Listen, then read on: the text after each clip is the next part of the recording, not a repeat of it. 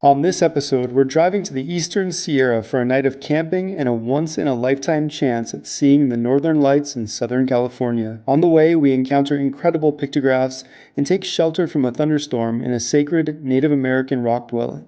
But will we see the amazing displays of cosmic light? Come along with us for the ride to find out.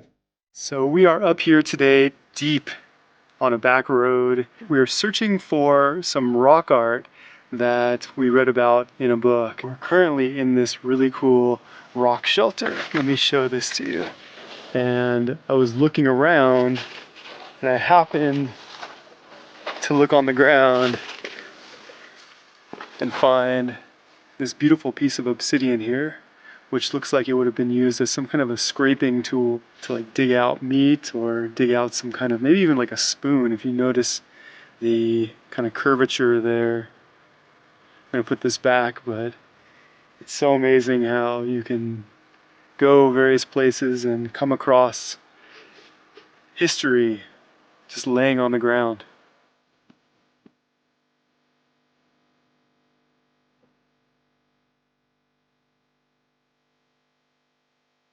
All right, hello! We just drove up a pretty sandy wash. We're hiking up to an area that's called the parking lot because we heard about these really cool old pictographs.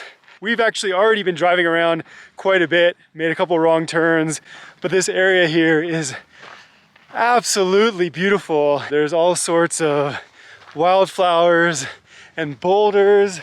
And check this out, streaks of rain coming down from the sky there.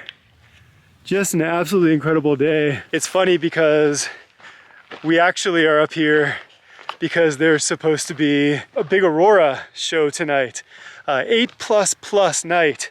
And all the models show that even in Southern California, the auroras will be able to be seen. Now the issue with that, as you can probably guess, is that it's pretty darn cloudy. In fact, it's even drizzling a little bit, and the weather app says it's gonna clear up. I'm skeptical. They say it's gonna clear up by about 9 p.m., which is exactly the time that you'd want it to clear up and have bright, starry skies. So we'll see. We're really keeping our fingers crossed. We are really hoping to see the aurora borealis tonight. So the road here, as you can see, is pretty washed out, pretty ruddy. I'm pretty sure if I had one tire here and one tire here, I'd be dragging on this middle section here. So probably a good idea to have just walked the rest of the way. No use getting stuck. That'd be a bummer.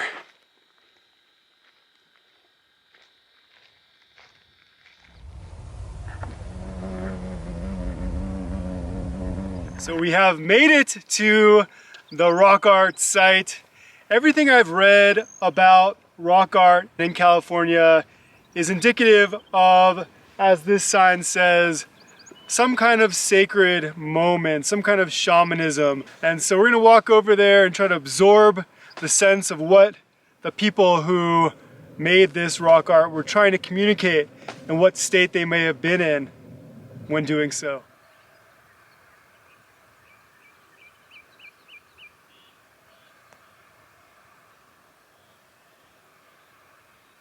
So the sign back there said that this area is considered a spiritual place by the native peoples, and I can imagine what it would have been like for them living in these mountains in such solitude to make a journey to this giant pile of boulders and have this magnificent 360-degree view.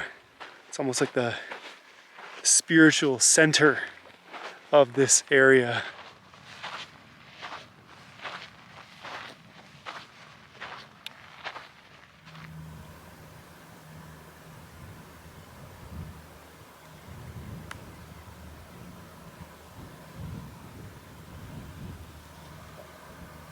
We could not have picked a better day to come out here with these overcast clouds, the cool weather.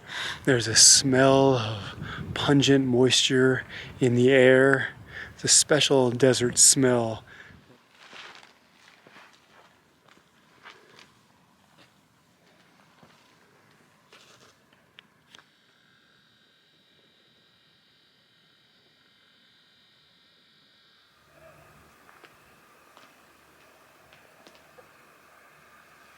So we are here at the rock art site. What an incredible place this is. Just take a look at this magnificent view of the surrounding area. How special it is to be standing under this giant granitic boulder that would have sheltered people centuries and centuries ago. And thinking about how it's only a blip in time since they were here painting these rock art images, crafting their tools, hunting game, and living.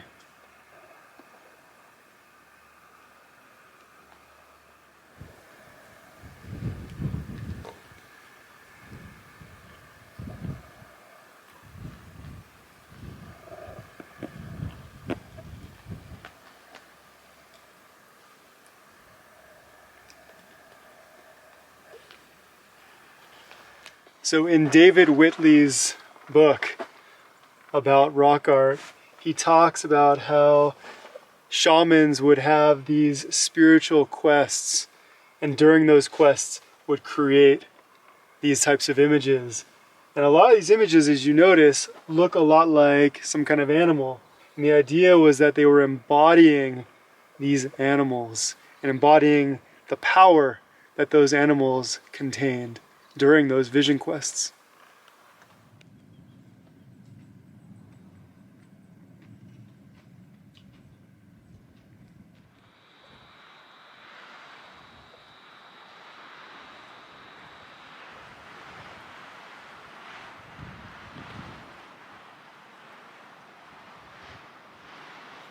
So you can see the difference in layers between the much more recent pictographs and these much more ancient ones, but yet how they were creating very similar types of figures, it appears.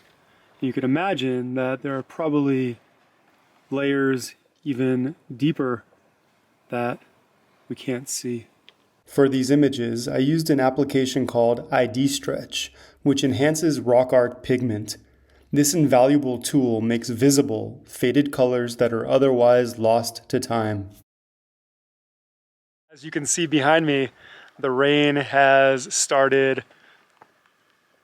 not only way off in the distance, but also right above us. And there's been some thunder. We were not expecting to have any weather today. In fact, the only weather we were expecting was the geomagnetic cosmic weather. As the day goes on, that question becomes more and more of a skeptical prospect.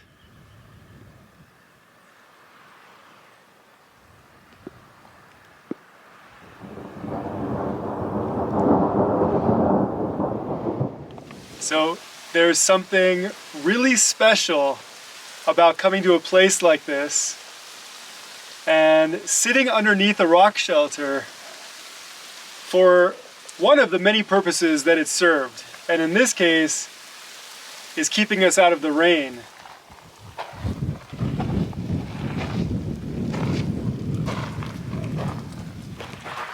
So there's some more pictographs here. Looks like reindeer. It's got the deer antlers, almost similar to the Coso style bighorn sheep, but definitely a deer. This one here looks like a bighorn sheep, as does this one here. And over here you have more of these ghost-like figures with the rabbit ears looking for an embrace. And there are even more pictographs here in this crevice. This is such an interesting, let me back up here and give you the wide shot of this kind of womb-like hole that we have here. And then inside of that womb, oh, wait a second. First though, let's look at this rock. Check this thing out. Check this giant rock out. Wow. So yeah, so you have this womb-like hole where the spirit animals are birthed from. And then inside of the hole, what is this? Some kind of lizard-like creature. How incredible. How absolutely incredible. Someone would have like stood up here, sat on this rock and turned around and painted that. Wow. And then they could look back here and see the view of those rocks up there. Check out that rain.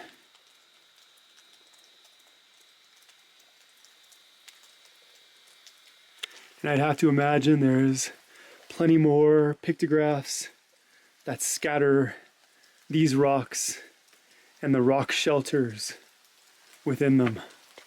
So the sun is popping out of the clouds, the rain is dwindling.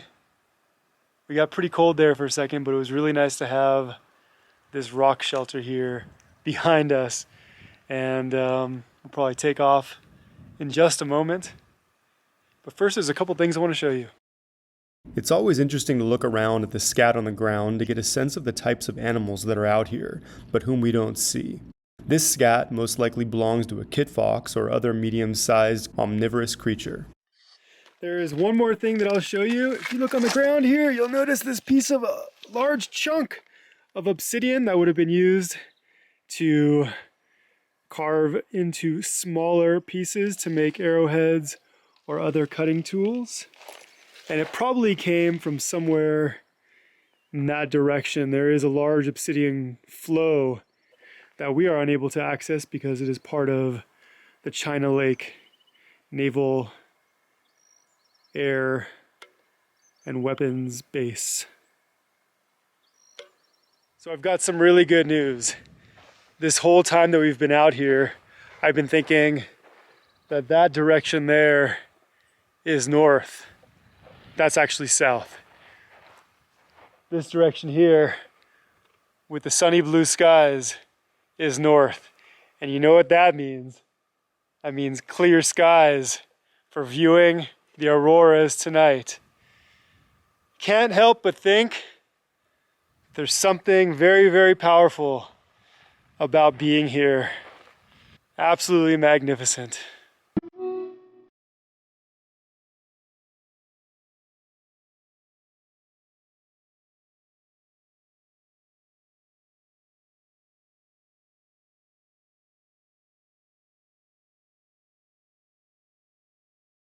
Soon enough, it was time to find a camp spot for the night.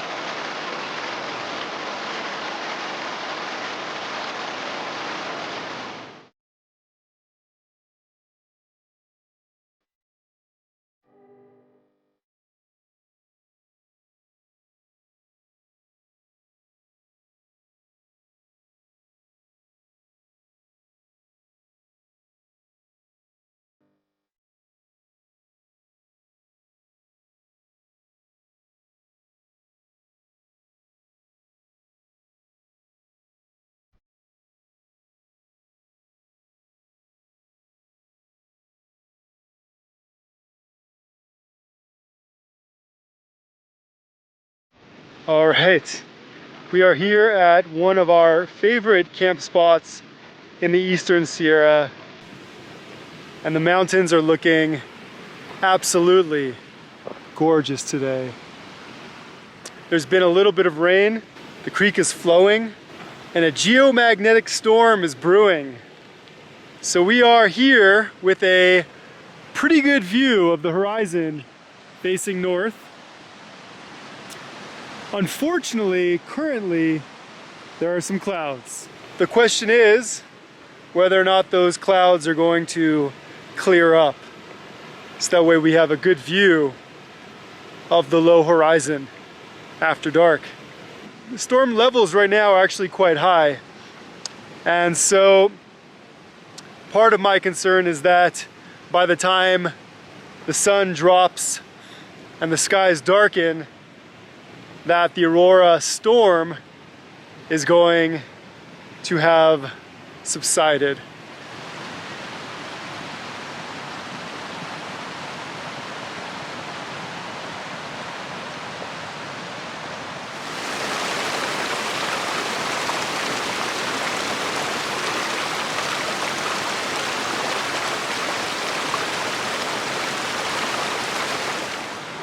I think it was 2 years ago, 2 summers ago, that a lightning sparked fire devastated much of this area. And I remember talking to a friend, this was just after the pandemic, as we were going back to work in 2022 or thereabouts. And I remember telling him about the fire and mentioning that it will grow back. And he had a comment, he said, maybe not. And I thought, that was a pretty cynical thing to say. But I will tell you right now, I will testify right now to that prediction that it will grow back, and it is growing back. This area here is greener than it's been in a long time. The trees that line the creek are slowly growing.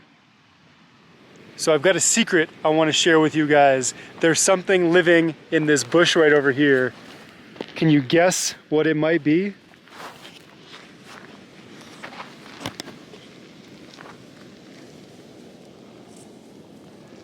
Look at that guy.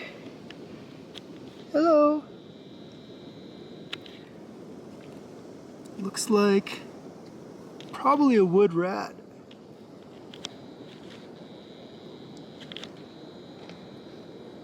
Hello, guy.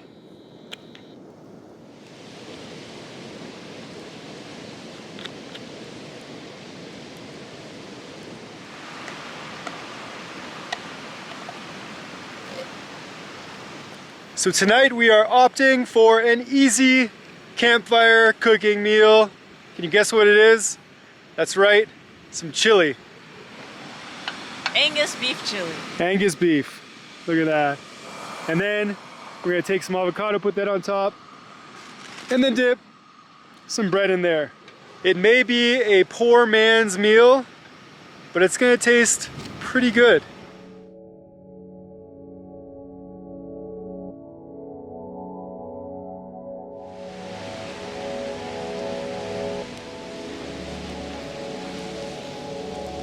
Right, we have finished our dinner, we have a fire going, and we are eagerly anticipating the clearing of the clouds. It is just about pitch black behind me, and there is a window of sky that is opening up. The auroras are currently still quite active, so we have hope that that window behind me will continue to open up, and our eyes will gaze upon a bedazzling spectacle of cosmic rays. Even though earlier in the night the skies had been mostly cloudy, windows of sky would open up here and there. It wasn't until we started snapping photos that we realized that we were seeing the auroras, and as the night got darker, the purples and pinks became more vibrant. Still, seeing them with our bare eyes was nearly impossible. After being satisfied enough that we had seen at least something, we went to sleep. But upon waking at 11:30, I saw what I thought were streaks of light beaming down from the heavens. So I put my glasses on and got out of the car. I stood there for a moment, and as the sky brightened, decided to wake up my wife, who was sound asleep. For the next hour, wrapped in a blanket for protection from the cold, we watched the lights of the auroras dance and glow and burn across the horizon. The iPhone video camera does a decent job of seeing the lights, but does not compare to the power of the still photos with which we were able to capture these stunning images.